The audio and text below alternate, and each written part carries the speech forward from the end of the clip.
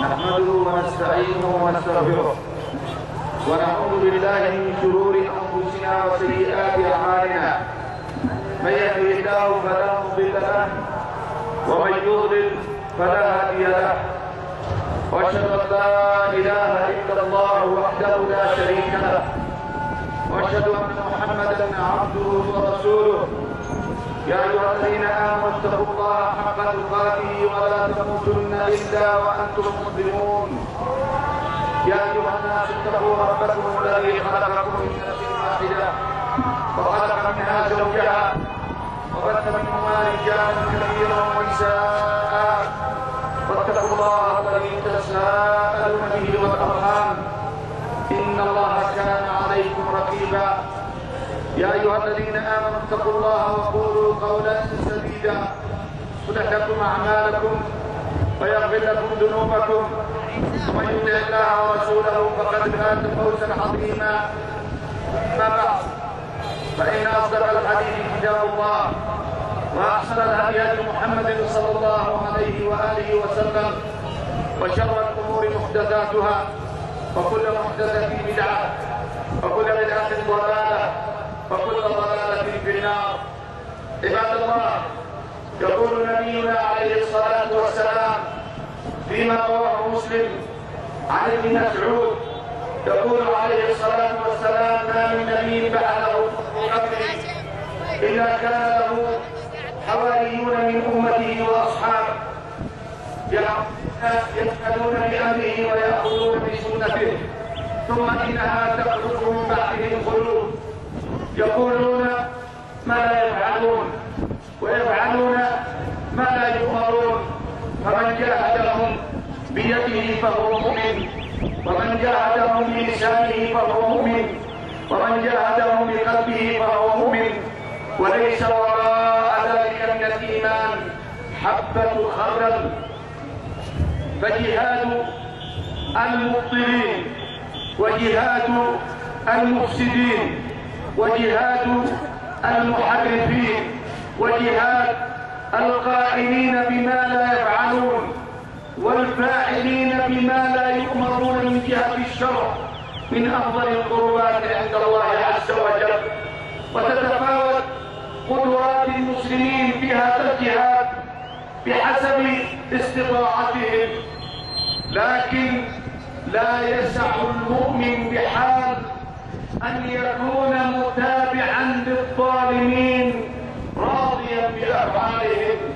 يقول النبي عليه الصلاة والسلام فيما أخرجه مسلم عن أم سلمة، يقول: سيكون عليكم أمراء فتعرفون منهم وتنكرون.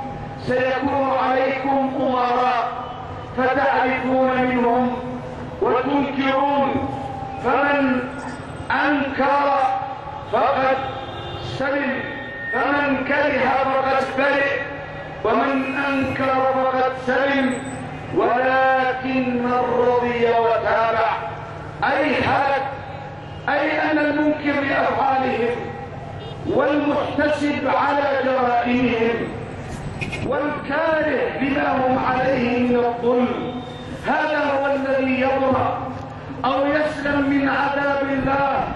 لكن من رضي بأفعالهم وجاراهم في أعمالهم وردد أقوالهم وبرر ما يفعلون فقد رضي وتابع، رضي بهم وبأفعالهم وتابع طريقتهم وسنتهم، فهذا سيكون من الهالكين.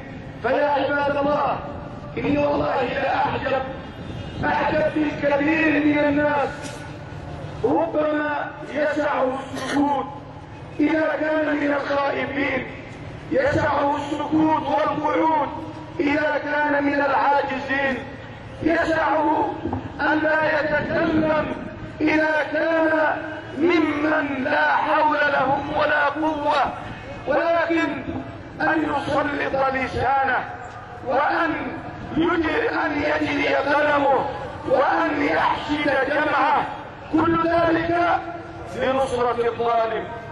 هذا باسم الدين، ينزل الفتاوى في نصرة الظالمين، وينزل نصوص الكتاب والسنة من غير حجة ولا دليل، بحجة أن المحتسب على هؤلاء الحكام الظالمين خارج على ولي الأمر، وأعجب من هؤلاء المتطفلين على العلم وأهله. أعجب أي خروج وأي ولي أمر متى انعقدت له البيعة، وأي سرور للولاية توفرت به، ولو توفرت وانعقدت بيعته فما استقامته على شرط البيعة؟ وأين الشريعة التي يحكم بها؟ وأين الملة التي ينصرها؟ وأين شرائط الإمامة التي توفرت فيه؟ وأين حتى نقول أصبح إماما شرعيا لو بدر منه بعض الظلم لم يجوز الخروج عليه؟ عن أي إمام تتكلمون؟ وعن أي رئيس تتحدثون؟ وعن أي قائد أو حاكم تنزلون هذه النصوص؟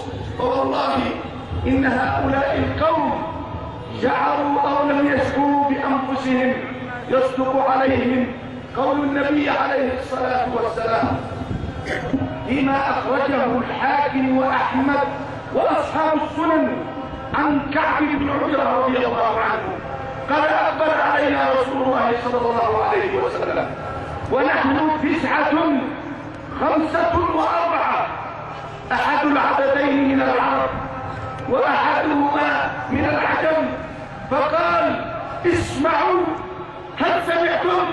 يقول عليه الصلاة والسلام اسمعوا هل سمعتم؟ إنه سيأتي بعدي أمراء، أي رؤساء وزعماء وحكام، إنه سيأتي بعدي أمراء، فمن دخل عليهم وصدقهم بكذبهم وأعانهم على ظلمهم فليس مني ولست منه ولن يرد علي الحوض. ومن لم يدخل عليهم ولم يصدقهم بكذبهم ولم يعينهم على ظلمهم فهو مني وأنا منه وهو وارد علي الحوض. وقد سئل النبي عليه الصلاة والسلام كما روى أحمد وغيره أي الجهاد أفضل؟ فقال عليه الصلاة والسلام أفضل الجهاد كلمة حق عند سلطان جائر. وروى الإمام أحمد وغيره أن أبا بكر الصديق رضي الله عنه وأرضاه قال أيها الناس إنكم تقرؤون هذه الآية وتضعونها في غير موضعها. يا أيها الناس عليكم أنفسكم لا يضركم عليكم أنفسكم لا يضركم من ضل إذا اهتديتم. وإني سمعت رسول الله صلى الله عليه وسلم يقول إن الناس إذا لم يأخذوا على يد الظالم أوشك الله أن يحمهم بعقاب من عنده.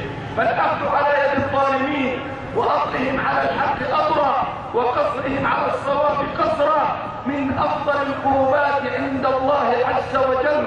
ولا يتصدر لهذا الموطن إلا أرباب النفوس العظيمة الذين جعلوا الاحتساب لله ضد هؤلاء الظالمين المفسدين المبطلين سبيلا لهم، لا يبتغون دنيا ولا دينارا ولا درهما، وإنما يتصدرون الاحتساب على الظلم والظالمين ابتغاء مرضات الله عز وجل.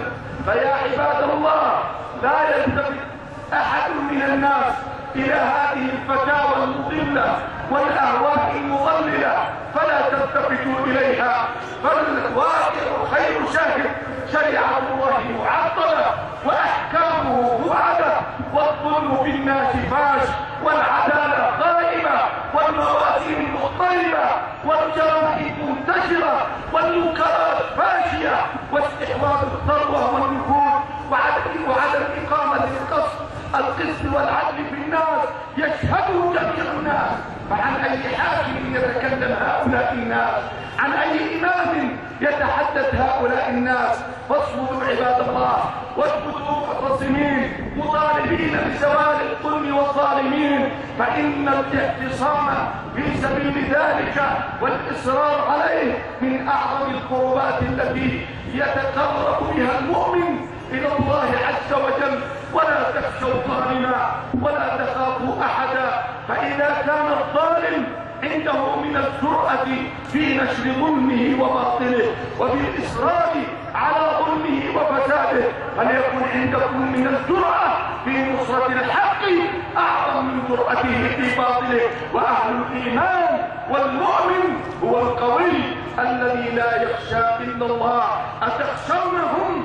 والله أحق أن تخشوه إن كنتم مؤمنين. فلا نخشى إلا الله، ولا نخاف إلا الله، ولا نرجو إلا الله، ولا نتوكل إلا على الله، ولا نستعين إلا بالله، والعاقبة للمتقين.